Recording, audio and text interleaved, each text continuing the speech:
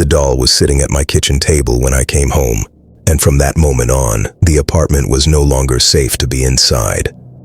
I came home after midnight, dropped my bag by the door, and stopped when I saw the doll sitting on my kitchen table. It was placed neatly in the center, legs crossed. The hands were resting on its lap like it had been waiting. The overhead light was on. Nothing else in the flat was disturbed. My chair was still tucked in. My laptop bag was where I'd left it. I stood there longer than I meant to, counting breaths, telling myself there was a reasonable explanation I just hadn't reached yet. I lived alone, no spare keys, no neighbors I spoke to, no children in my life at all. The building had cameras in the stairwell. The lock wasn't damaged. The windows were shut. The doll was real, solid, cheap plastic face, synthetic hair pulled into 2 short pigtails, a pale dress that smelled faintly of dust and something sweet underneath. I stepped closer. There was a tag tied around its ankle, white cardboard, clean edges, looped on with string so tight it had bitten into the plastic. Printed in bold black letters, "Do not keep it in the dark." I read it twice, then a third time, slower. I laughed because I was exhausted and my brain was always behind my body these days. The sound came out thin and wrong. It didn't help. My skin prickled anyway. The words weren't handwritten. They looked like instructions. I told myself it was a joke, a stupid, elaborate prank. Someone had found a way in. Someone was messing with me. That explanation fit better than anything else. Still, I didn't turn the lights off. I went through the flat and switched everything on. Kitchen, living room, hall, bathroom, bedroom, lamps included. The place looked harsh and exposed. It felt safer that way, even though I didn't know why. In the cupboard under the sink, I found a large glass bowl, thick and heavy, the kind meant for salads. I carried it carefully back to the table and lowered it upside down over the doll. The bowl settled with a soft clink. The doll stayed upright inside it. Light passed through the glass without distortion. I could see every detail of its face. I told myself that was enough. I sat on the sofa and watched it while I ate standing up, then sat again because my legs were shaking more than usual. Work had been brutal. 12 hours staring at screens, back-to-back meetings, problems stacking faster than we could fix them. My head felt heavy and slow. Every few minutes my eyes went back to the table. Nothing happened. After a while, I checked my phone. I checked the time. I checked my work email without meaning to. When I looked up again, something was wrong. The doll's position had changed. It sat upright inside the bowl, one arm pressed flat against the glass, fingers set at a sharper angle. Its head leaned a few degrees to the left. I hadn't touched it. I stood up so fast the coffee table rattled. The bowl hadn't moved. The rim was still flush against the wood. There was no gap, no way anything inside should have shifted. My heart started to hammer, loud enough that I could feel it in my throat. I didn't think. I grabbed my phone and called Mara. She answered on the third ring, already annoyed. I talked over her, words tumbling out, barely forming sentences. I told her to come over. I didn't explain properly. I just said something was wrong and I needed her here now. She sighed, then heard my voice properly and said she was on her way. I stood by the table until she arrived, eyes locked on the bowl. The doll didn't move again.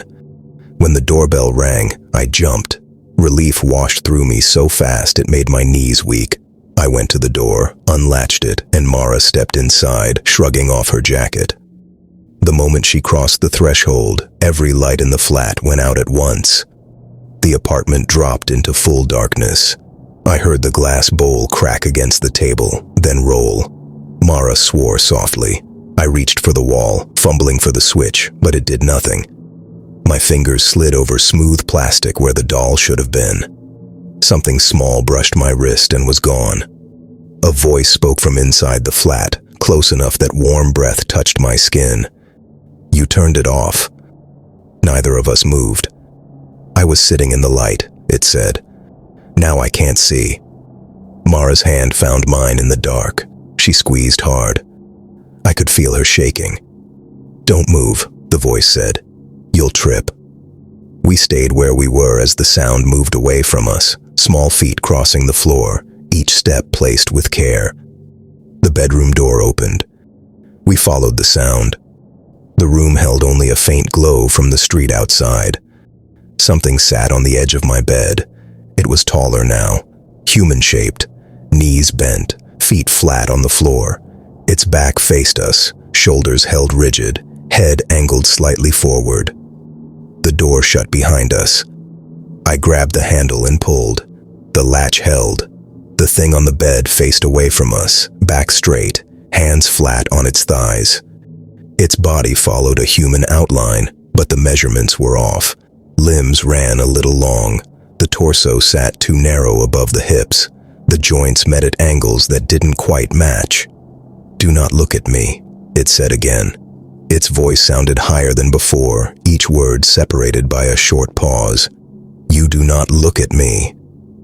Mara tightened her grip on my hand. Her fingers shook against mine. "I'm not looking," she said. "I swear." The figure's head shifted a few degrees. The movement wasn't directed at us. It aligned with the room.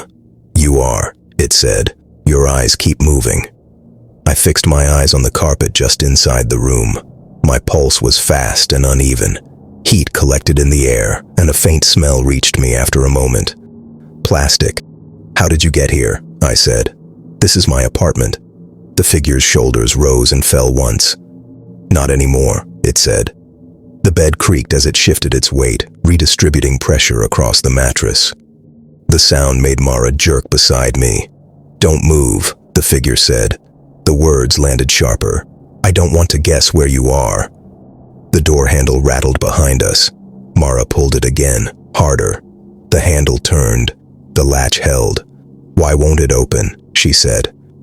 "What did you do?" I asked. The figure answered, "I haven't finished with you." It lifted one hand from its leg. The motion was smooth. The fingers flexed once, then settled back into place. "You shouldn't have followed me," it said, "but you always do. People always do." I lowered my gaze to the carpet and fixed it there. "What are you?" I asked. The room stayed quiet for several seconds.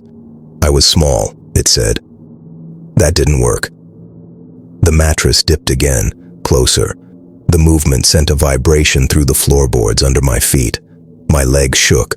The muscles tightened on their own, and when I tried to shift my weight, the response came a moment late. "You're hurting her," Mara said. Her voice rose. "Whatever you're doing, stop." The figure made a short sound. "I haven't touched her," it said. "Not yet." "What do you mean, not yet?" I said. The figure's head turned a few degrees. I caught the edge of its cheek in my peripheral vision, pale, smooth, reflecting light without texture. "You came in together," it said. Mara's grip slackened. Her hand shifted in mine. "What does that mean?" she said. The figure straightened. Its feet pressed into the carpet. The fibers flattened under the weight. The floor gave a low sound as the pressure settled. "There are two of you," it said. "I only need one. You'll decide which one."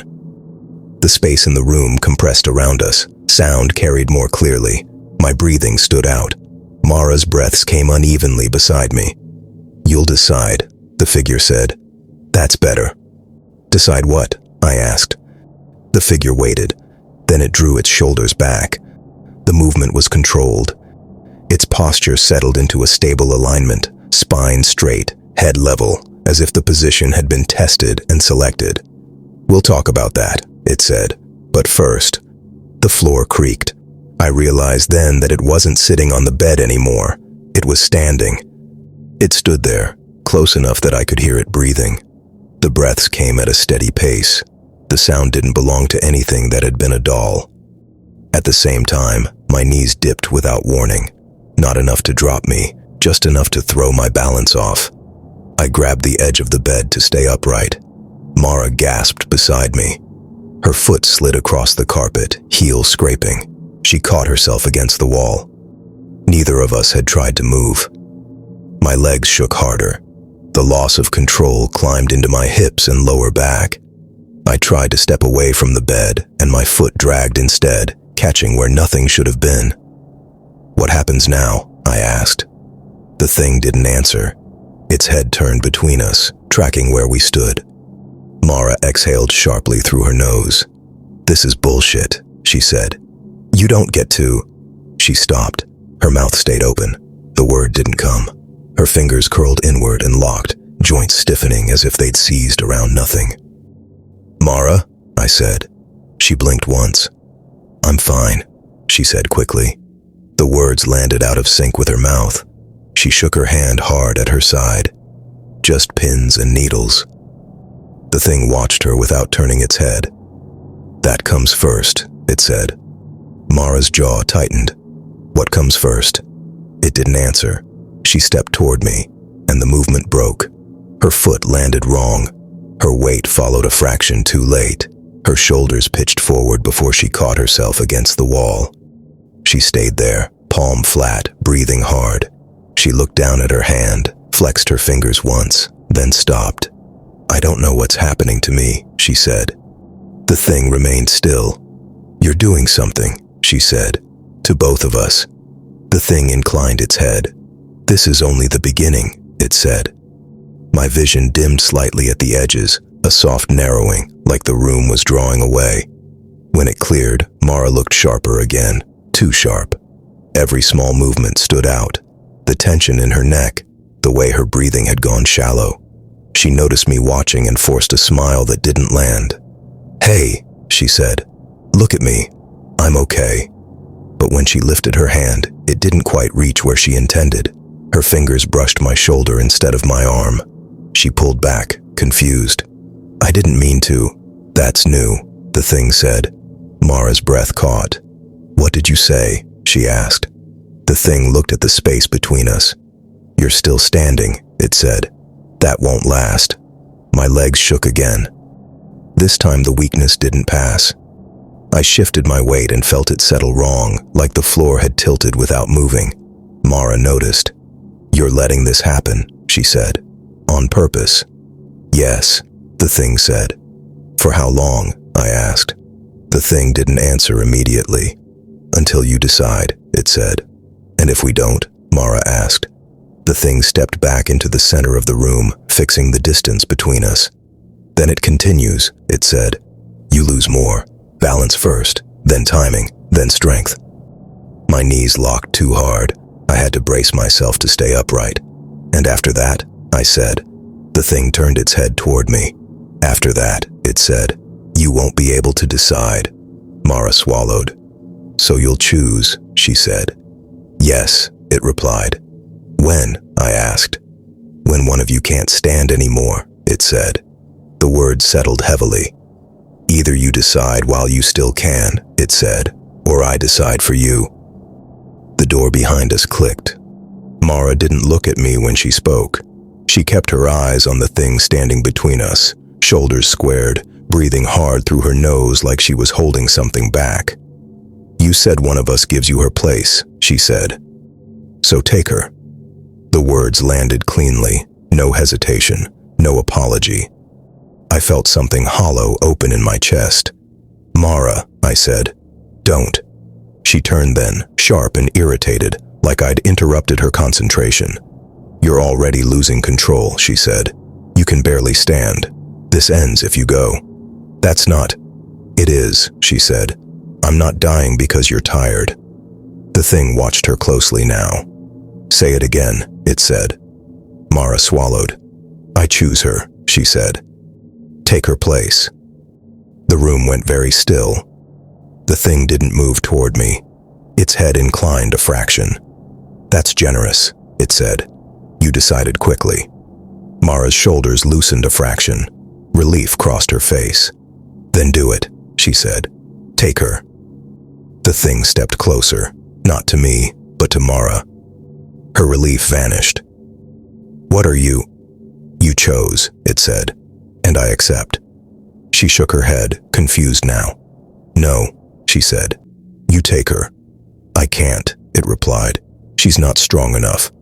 Mara frowned. "Then what was the point of choosing?" The thing looked at her. "You chose," it said. You chose to keep yourself. Her mouth opened. Nothing came out. The doll lay on the floor near the bed, exactly where it had fallen earlier. The thing nudged it forward with its foot. Look, it said. Mara's eyes dropped. Her body jerked in a single, precise motion. Her breath tore out of her in a short gasp, like something had been pulled loose. No, she said. No, wait. The thing stepped into her space. You didn't give yourself, it said. You tried to keep yourself. Mara shook her head, panic breaking through. That's why it's you, it said. It placed one hand flat against Mara's chest. Her legs faltered beneath her. The strength left them unevenly, one side first, then the other, as if the signal to hold herself upright had arrived too late. Her weight tipped backward without resistance. She tried to correct it and failed. The floor met her hard, shoulders striking before her hips, breath tearing out of her in a sharp, involuntary sound. Her body convulsed once. Then it went still. At the same moment, the doll sat upright. The movement was controlled, upright, balanced, deliberate. The plastic face tightened. The eyes shifted behind the glass and fixed on the room. A scream came out of it, high and thin. The sound fractured as it tore through the room. No, please, no. The voice was Mara's. I couldn't tell which sound belonged in the room anymore. The thing straightened. Mara's body drew a breath. Her chest rose and fell evenly. She blinked. When she sat up, the motion was smooth, familiar. She flexed her hands once, then again. Every movement responded. This shape is better, it said, speaking with Mara's mouth. The doll writhed on the floor, small plastic hands scraping uselessly against the carpet. Help me, Mara cried from inside it. Please. I couldn't move. The thing, wearing Mara, looked at me. Her eyes were calm, clear, present. She chose, it said. You heard her. She bent and picked up the doll.